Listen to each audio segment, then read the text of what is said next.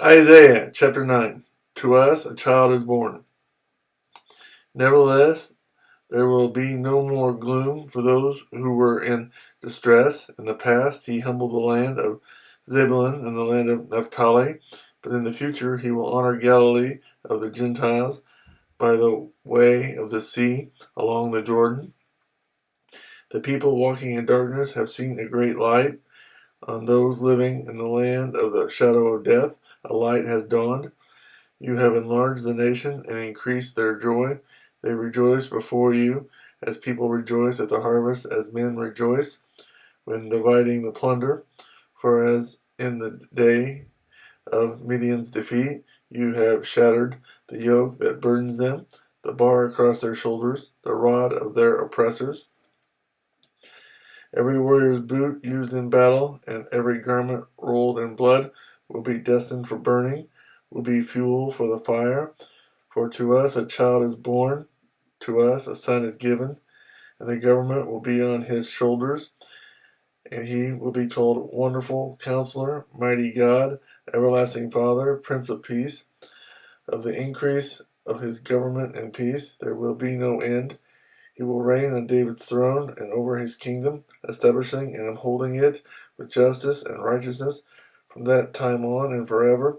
The zeal of the Lord Almighty will accomplish this. The Lord's anger against Israel. The Lord has sent a message against Jacob.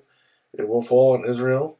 All the people will know it, Ephraim and the inhabitants of Samaria, who say with pride and arrogance of heart, the bricks have fallen down, but we will rebuild with dressed stone. The fig trees have been felled, but we will replace them with cedars. But the Lord has strengthened Rezin's foes against them, and has spurred their enemies on. Arameans from the east and Philistines from the west have devoured Israel with open mouth. Yet for all this his anger is not turned away, his hand is still upraised. But the people have not returned to him who struck them, nor have they sought the Lord Almighty. So the Lord will cut off from Israel both head and tail, both palm branch and reed, in a single day. The elders and prominent men are the head, the prophets who teach lies are the tail. Those who guide this people mislead them, and those who are guided are led astray. Therefore the Lord will take no pleasure in the young men, nor will he pity the fatherless and widows. For everyone is ungodly and wicked, every mouth speaks vileness. Yet for all this his anger is not turned away, his hand is still upraised.